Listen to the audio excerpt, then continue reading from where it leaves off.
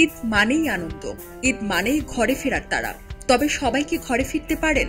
বিশেষ করে যদি ক্রিকেটারদের কথা বলি তবে দেখা যায় ভিন্ন চিত্র। আন্তর্জাতিক ক্রিকেটের সূচির কারণে অনেক সময়ই ক্রিকেটাররা দেশ, পরিবার ও প্রিয়জনকে ছেড়েই ঈদ করেন। শুধু তাই নয়, ঈদের দিনেও তারা খেলেন মাঠে, আর প্রিয়জনরা তাদের দেখেন টিভি স্ক্রিনে।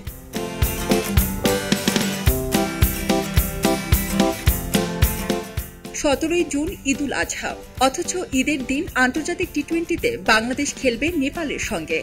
তাই ঈদে টাইগাররা ফিরতে পারছেন না দেশে। পরিবার ও প্রিয়জনরা টিভি স্ক্রিনে তাদের দেখেই কাটাবেন ঈদ। এমন ঘটনা ঘটেছে বহুবার। 2023 ঈদুল ফিতরে বাংলাদেশের আন্তর্জাতিক ম্যাচ না থাকলেও ছিল আইপিএলে অংশগ্রহণ করেছিলেন বাংলাদেশি দুই ক্রিকেটার লিটন দাস ও মোস্তাফিজুর রহমান। তাই অন্য টাইগাররা দেশের মাটিতে ঈদ কাটালেও লিটন ও মোস্তাফিজ ছিলেন ভারতে।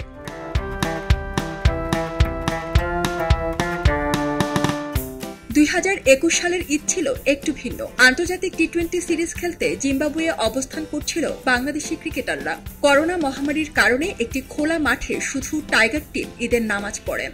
নামাজের ইমামতি করেন অলরাউন্ডার মাহমুদুল্লাহ রিয়াদ। সেখান থেকেই তারা ঈদের নামাজের ছবি সোশ্যাল মিডিয়ায় শেয়ার করে জানান পরিবারকে মিস করার কথা।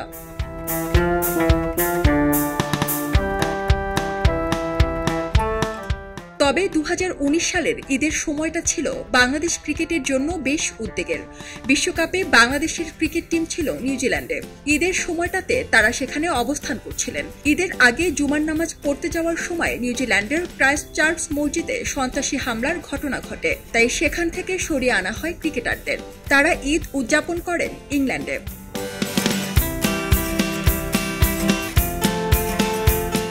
2024 টি-20তে দলের বাকিরা পরিবার ছাড়া ঈদ কাটালেও ম্যাচটি যুক্তরাষ্ট্রে হওয়ায় সাকিব পাচ্ছেন একটু আলাদা সুযোগ। সাকিবের স্ত্রী ও সন্তানরা থাকেন যুক্তরাষ্ট্রে, ফলে অন্যরা পরিবারের সাথে দিনটি উদযাপন করতে না পারলেও সাকিব পারবেন। এদিকে তাসকিন আহমেদ স্ত্রীকে নিয়ে অবস্থান করছেন যুক্তরাষ্ট্রে, কিন্তু তার ছেলে ও পরিবারের বাকিরা দেশে থাকায় শুধু স্ত্রীকে নিয়েই দিনটি উদযাপন করবেন তিনি। সারা জেরিন, খবরের কাগজ, স্পোর্টস। সবাই যখন জোয়ারে গা ভাসায়, কেউ কেউ ঘুরে দাঁড়ায়। সময় হারতে শেখালেও কেউ কেউ চ্যালেঞ্জ ছুড়ে দেয়। পক্ষপাতের ভিড়ে আজ থেকে কোনো পক্ষ নয়, খবর হবে নিরপেক্ষ। বানোয়ার তথ্যবাদ, খবর হবে নিখাদ। ভেঙে গুজবের শিখ, খবর হবে নির্ভীক। এলো খবরের কাগজ, নিখাদ, নির্ভীক, নিরপেক্ষ।